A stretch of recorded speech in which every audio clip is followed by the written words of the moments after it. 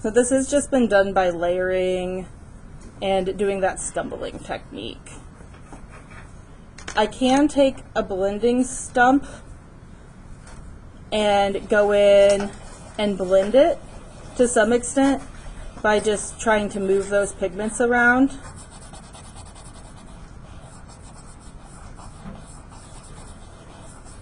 And blend them together a little bit more.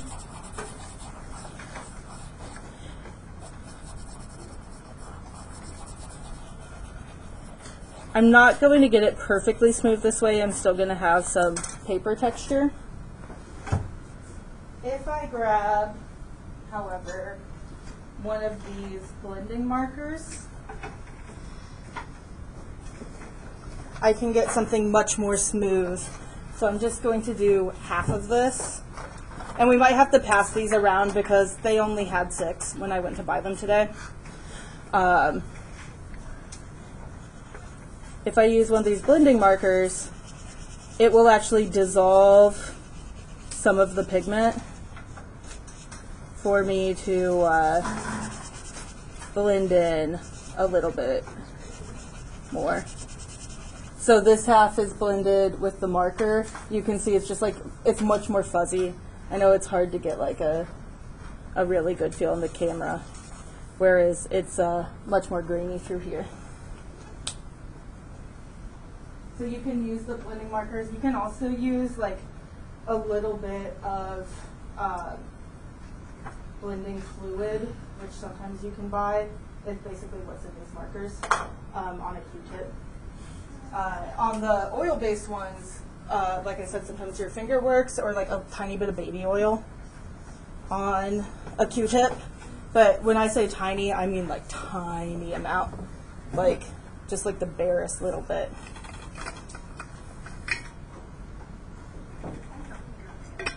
So that's one option for getting shadow and shading with colored pencil. Another option is we can blend colors together. So I'm going to start with if I have one that is more of like a lighter color, I'm going to start with that. In this case, I'm going to start with my orange. And I'm going to sketch out my sphere. Once again, I'm going to leave it a little open over here. Colored pencils can be difficult to erase. You can also draw a colored pencil over top graphite lines. I would definitely recommend using your 4H pencil for any sketching because the graphite is super slippery, and if you have a lot of excess graphite in your lines, it will blend into your colored pencil and like make it gray. So here I'm going to start by getting in all of my mid-tone values, everything except for my very lightest spot in the orange. I always get self-conscious about saying orange. I don't know, like orange or orange or orange, like I'm like, I don't know how to, this color is actually, yeah. And I've been like listening to a book series that is by a British author, so they're like orange, like orange. Have a much more like back of the throat O for that. I don't know. I overthink it. Why'd I pick this color then? I could have picked yellow and green. Oh well.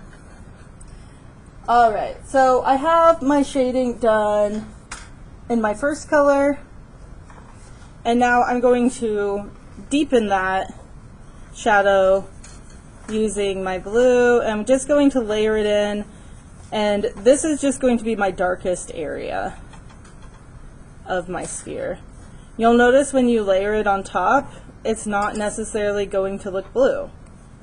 It will probably move towards a dark gray brown to black. And like this specific color of blue, which is pretty much like an ultramarine, and this orange, which is like a pyrothal orange, do make a nice black when you mix them together.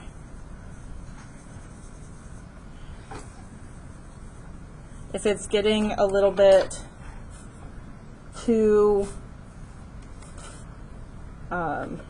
blue, you can come in and layer your other color over it again. I guess it won't always be blue for you all, but you can go back and forth layering your two pencils together to blend your color better.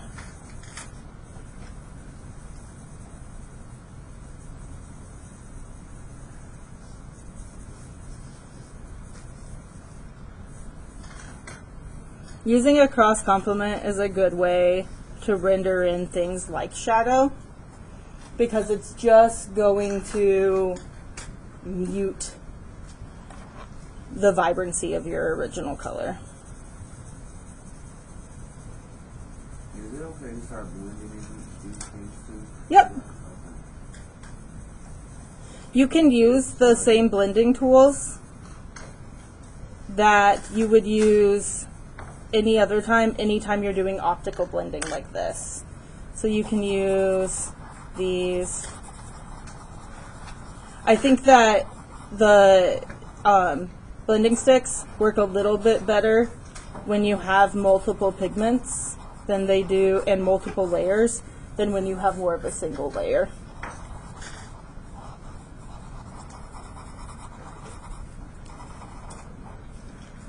That's at least what I have found to be true.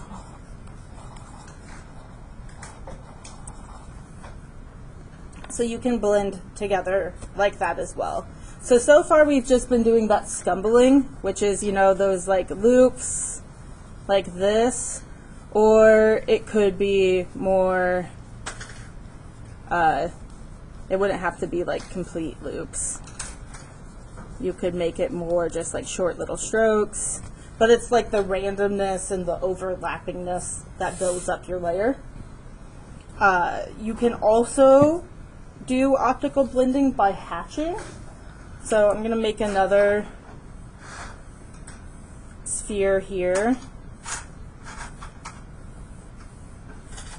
I should have started in orange, but I didn't.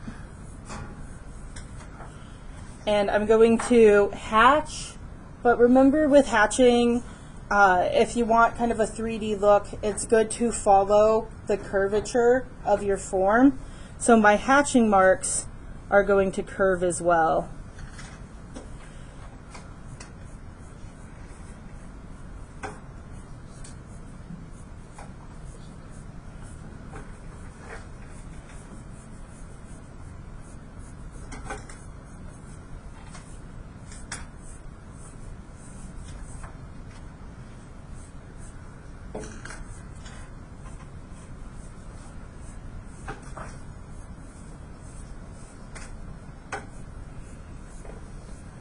Hatching on spheres is kind of intimidating, but we'll make it work.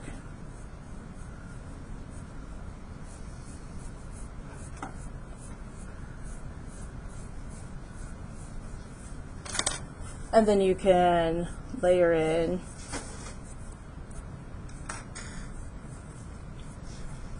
your secondary color. And you can go back and forth, building up layers until you have the intensity that you want with your pigment. So the more layers that you go, the more vibrant the color is going to appear, because you just have less and less paper showing through.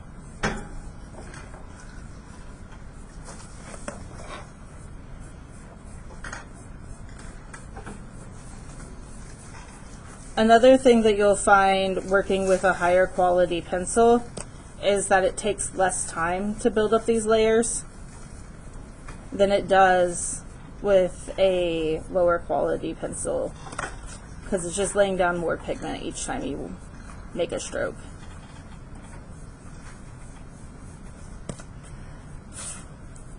get some light blue going this way.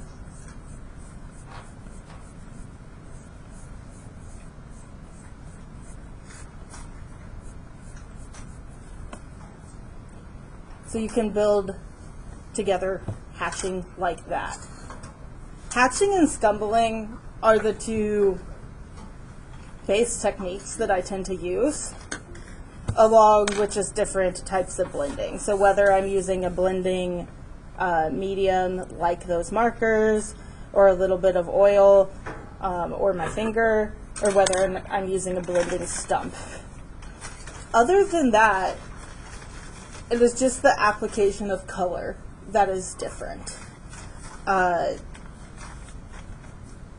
So thinking about when things are in shadow, or they tend to be a cooler tone. When things are in light, they tend to be a warmer tone. There are times where that is not necessarily true, but for the most part, that is kind of your rule of thumb. The other thing to think about is that you need to consider where your light sources and things like that are before you start drawing, because it will be about the amount of pigment that you're putting down. So if I wanted to render, let's say I had a lamp,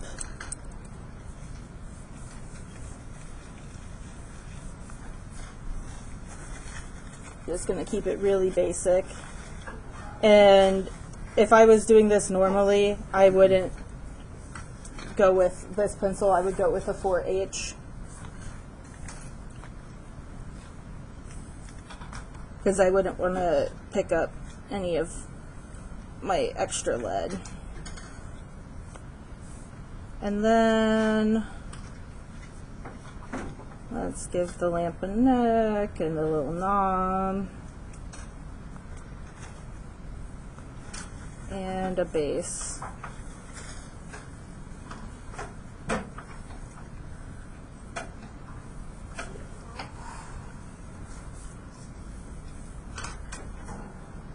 Okay, we can still see that.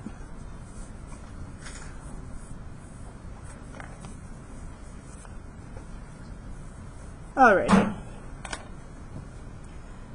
When I go in to do all of my rendering, I want to take into account the fact that anything, that's a little bit wide, anything shining down out of this lamp frame and up is going to be rendered differently than the stuff outside of it. Also, if this lamp has any sort of like transparency or translucence to its shade, you'll want to consider that as well. So let's say, for example, that my lampshade has an orange tone and my base is blue, just because those are the colors that I have.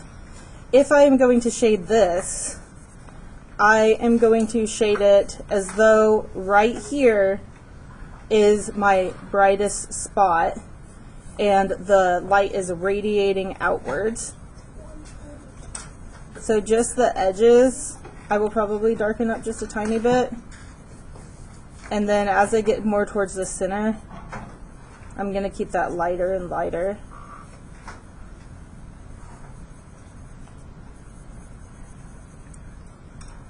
I'm not touching even up in here for now at all.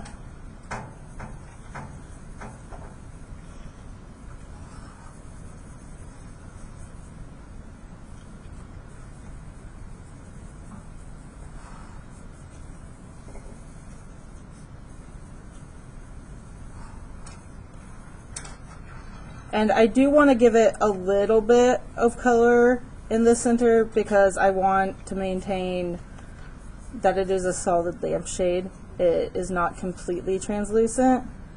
I said transparent earlier, but translucent is light can shine through it. So that is what I'm talking about. Transparent means you can see through it, and that is not true. Oh. So I'll continue building that up. And then in the base here, if I want to indicate that I have light shining out and I want this light to still kind of have some of this orange glow, I am going to work on my highlights in this color, or if I had a background color that was like strong, that would affect it too. It would be a lighter shade of that background color. I'll do the other half as though I have a green background, because that's another color that you can use. Let's do, we'll see if this like minty green is enough. So I could either, we'll pretend that I've rendered in a lot more of this than I have.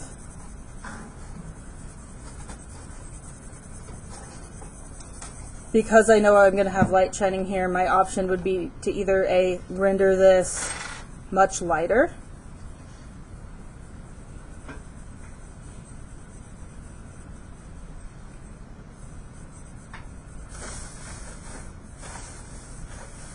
or I can think about what color might be made if I had a much warmer light coming out of here,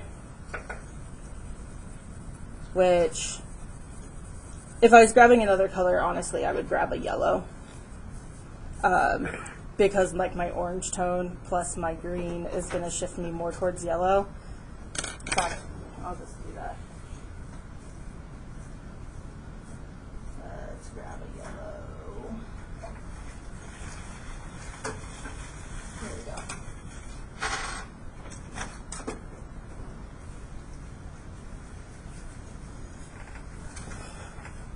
So you're going to have to reach back in your head for your color theory knowledge as well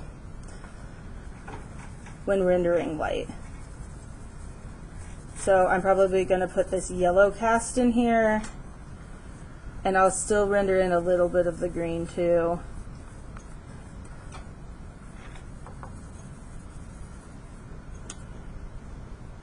Maybe not very much though, because it looks like the optical blending on these just makes it a little too gray. We'll see what I can get away with. I might just kind of do it a little bit here at the edge, trying to render in the green where my yellow stops. And you'll want to keep in mind that it needs to be a few shades lighter. So I'm going to have to render in this green until it's quite vibrant.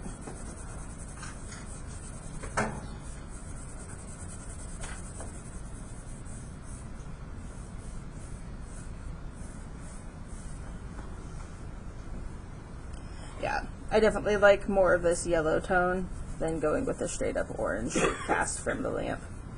But I don't want to get it too dark. I probably got it a little bit dark right there, because I want it to still be overall a lighter tonal value than what's outside, because it is light. So you have to render the color of the light, but you also have to render the tonal value. So if I was doing that light coming out up here, it's going to be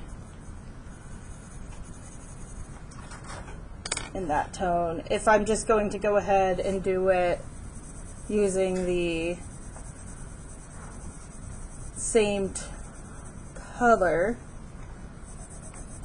then I'm just focusing on tonal value, which honestly might be the way to go when you're first starting out, is think less about, oh, I'm trying to do this really warm cast light, and just think about the tonal value to start out with, but in color. Because this can get confusing to even me unless I'm setting up a light and really looking at that color. But that's a lot of extra effort to go through for the first time that you're working on a color pencil type project like this. So now I will shade the blue of my base according to the light shining, you know, on the upper half of this the most, and then getting shaded out on the bottom half.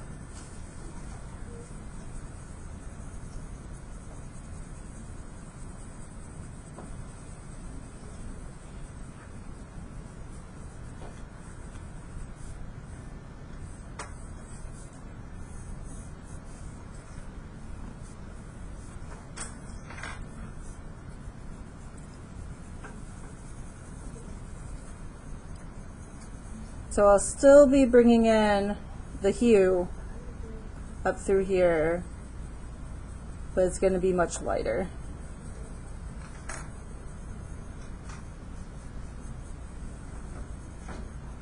And then maybe I can just make the metal here gold.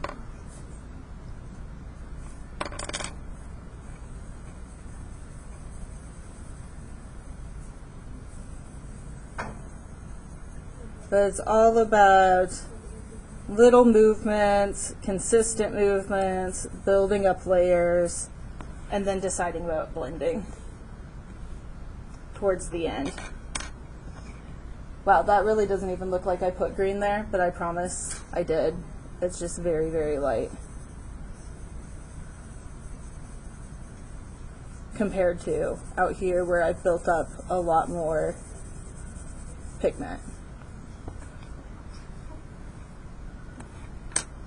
So that's, I mean, truly, that's colored pencil. There's not a lot more than that. It's just about practicing your blending and your optical blending by layering. So let's talk about when we get into the cards.